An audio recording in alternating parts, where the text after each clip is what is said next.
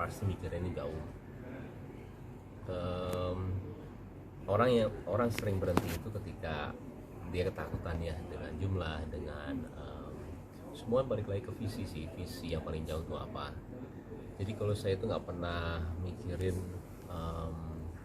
saya harus berkorban seperti apa, mau itu uang, tenaga atau enggak waktu, tapi lebih ke arah perubahan apa yang bisa saya ngasih gitu ya ke tadi buat kehidupan saya, tapi lebih jauhnya buat Indonesia ya. Jauh sih, emang jauh banget sih pikirannya. Cuman terkadang kita kok sok nasionalis ya dengan berpikiran seperti itu. Ternyata enggak juga. Malah memang itu visi gua ya. Lagu Indonesia udah nggak ada. Anak saya nyanyi juga Old McDonald terus. Habis itu juga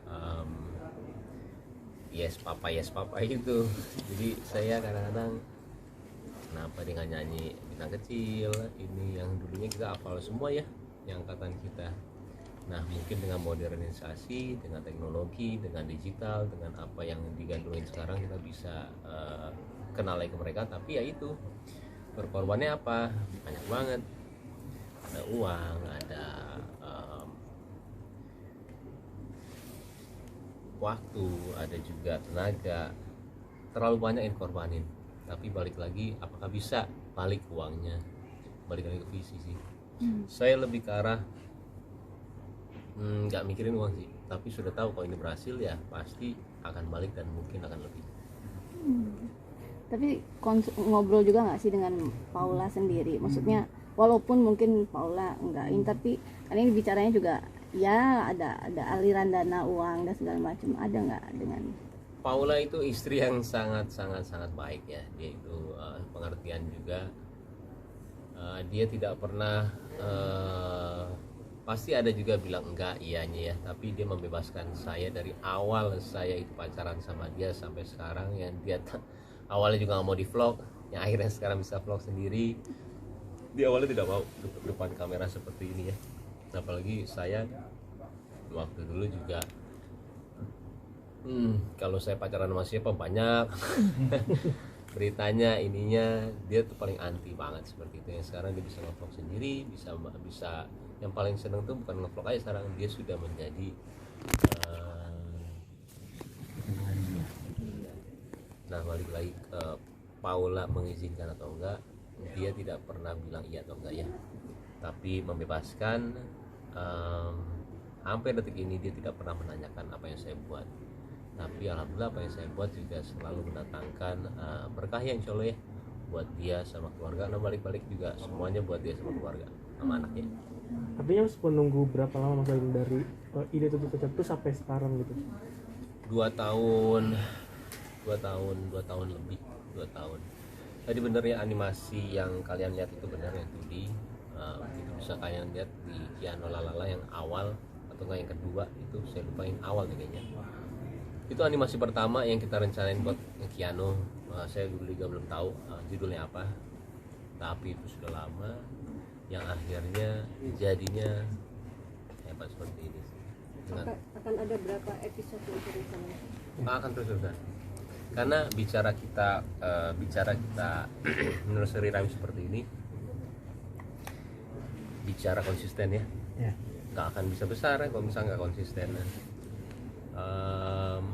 Akan digerakkan ke arah yang lebih tinggi juga untuk IP dan segalanya kalau itu adalah konsisten. Jadi memang dari sekarang timnya dikumpulin sebanyak itu, yang mungkin pasti saya yakin akan jadi ratusan ya, karena kemungkinan tuh seminggu tayang 2 kali, ada 3D sama 2D, yang nantinya kita nggak tahu berkembangnya seperti apa, pasti akan nambah sih saya bilang. Cocomelon aja kalau nggak salah tuh dia hampir seminggu berapa kali ya. Dan memang buat 3 menit 3D itu atau 4 menit lama banget, apalagi yang sehalus ini ya. Apa ada rencana mau dibawa ke layar lebar nggak sih, kayak seperti Usas gitu? Saya kalau untuk arahnya kemana, sejalan aja. Cuman yang udah kepikiran sekarang drama musikal ya, karena di belakang sini tuh ada Andin, ada Ranger Musik Gali, ada Mas Sinta. Itu akan bagus sekali karena kita juga belum ada Indonesia ya yang punya seperti itu ya, yang terkadang kalau orang datang ke sini yang dari luar tuh gila ramenya di ACC ya untuk acara apa saya nggak tahu. Waktu dulu saya belum punya anak sih ya, cuman ramenya itu banget. Nah kalau misalkan Kiano ini sudah menjadi satu IP atau branding yang bagus, saya yakin banget bisa sih. Baim ikut ide cerita juga nggak sih kontribusinya? Di sini pekerjaannya sudah dibagi-bagi karena tidak mungkin saya ngerjain semua sendiri. Pastinya mereka itu yang tadi tuh yang sebelah kiri itu sama Andi sana, sebelah kiri lah ya kebanyakan bagian kiri sana, dia itu yang benar-benar mengerjakan semua. Tapi finalize itu adalah saya. Yang sebenarnya paling menyebalkan memang nembus ke saya karena anak saya itu orangnya sangat melihat satu kesalahan tuh sangat melihat ya, sangat detail banget. Kalau saya tuh nggak tahu sudah terlatih untuk apa ya. Sebenarnya kan kita sama-sama aja ya semua pekerjaan itu. Gimana cara kita mengerti penonton maunya apa? Sama sih buat film, bikin YouTube, punya Instagram mau posting apa, sudah kepikiran likesnya kamu banyak kita harus begini. Sama semuanya rumusannya mengerti penonton. Nah saya tuh agak detail ke arah situ. Jadi terkadang kalau mereka bilang bagus, saya bilang belum tentu diterima penonton karena penonton begini. Nah mereka nggak tahu. Jadi memang finalize itu saya. Jadi satu episode itu bisa meluangkan waktu berapa lama?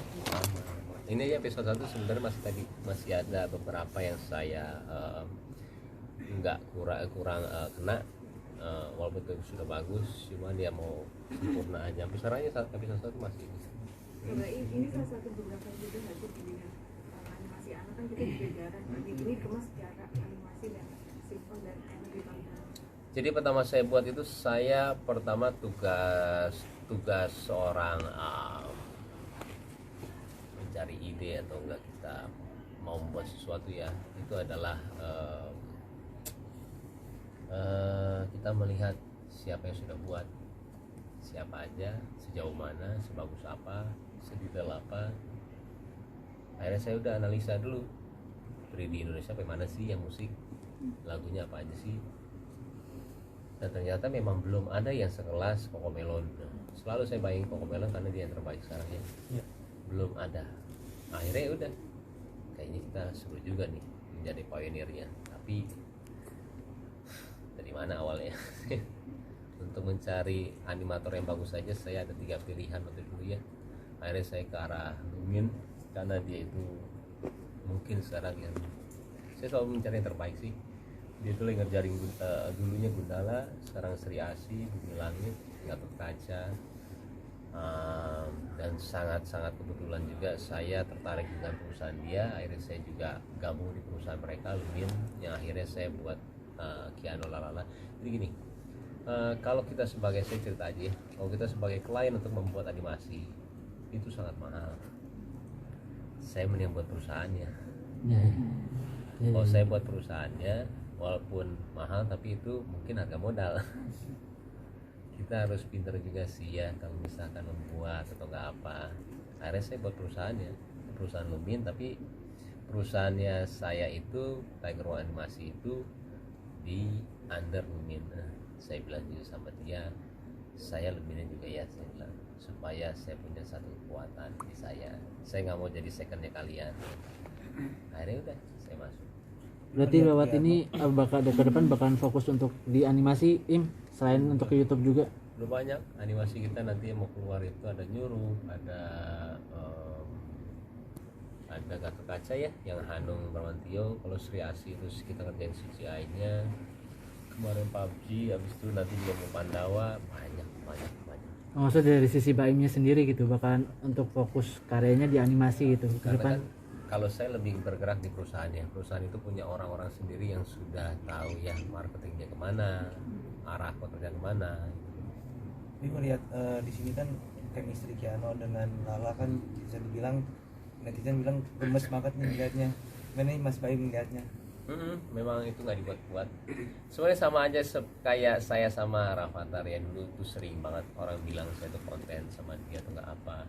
Memang saya sama dia tuh sebenci itu sama saya sih. Jadi saya juga bingung ketika itu disengaja. Enggak karena saya juga dari dulu sampai sekarang saya beneran saya dibilang gak ada settingan tuh memang gak ada settingan. Dari saya berantem sama Paula, pernah di ini semua ya real. Saya tuh semuanya hampir insya Allah ya real. Jadi kalau misalkan dibilang Kiano sama Lala itu juga saya ngeliat kayak misalnya real juga, lihatnya real apa adanya. Kalau misalnya itu menyusahkan saya nggak mau lah, tapi ketika dia nyambung berdua kok enak yang ngeliatnya. Terus tiba-tiba Lala dites untuk dubbing dan gampang, dia ngulangi gampang. Hari udah saya kepikiran berapa mungkin seminggu setengah 2 minggu sebelum ada postingan Lala yang dubbing itu pas saya itu adalah hari kedua saya bilang sama dia besok dubbingnya cobain ya.